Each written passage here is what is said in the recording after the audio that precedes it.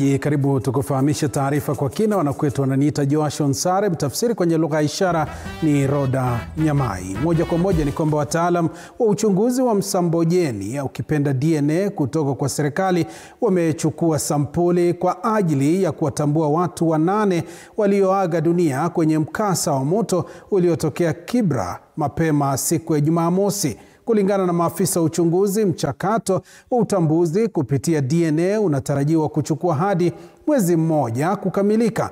Hata hivyo, familia za waathiriwa zimeiomba serikali kuharakisha mchakato huo, zikieleza kuwa ziko katika hali ya ugumu kifedha na kuwa kucheleweshwa kwa shughuli hiyo kutawagharimu maradufu. Andrin Kilemi na maelezo zaidi.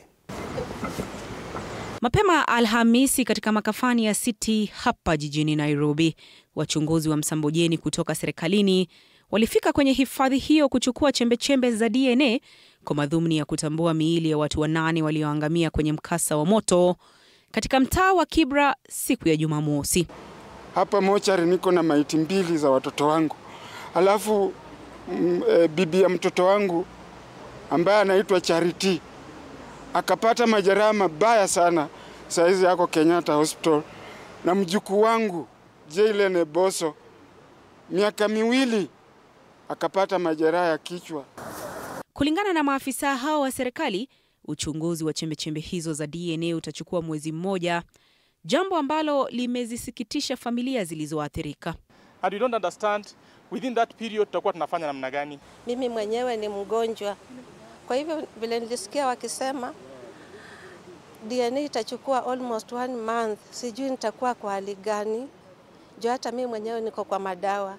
Aidha, familia za watu hao 8 walioangamia kwenye mkasa wa moto zinasema kwamba licha ya ahadi ya Rais Ruto kuwasaidia kugharamia mazishi, msaada wa kifedha waliopokea haujatosha kukidhi mahitaji. Nimetoka nyumbani, niliitiwa tu maiti. Nyumba ya watoto wangu iliungua. Sina mahali pa kukaa. Hata kama ni hela kidogo nilipewa, unatumia kila siku kuja hapa, kurudi kuzunguka huku na huku, alafu zinaisha.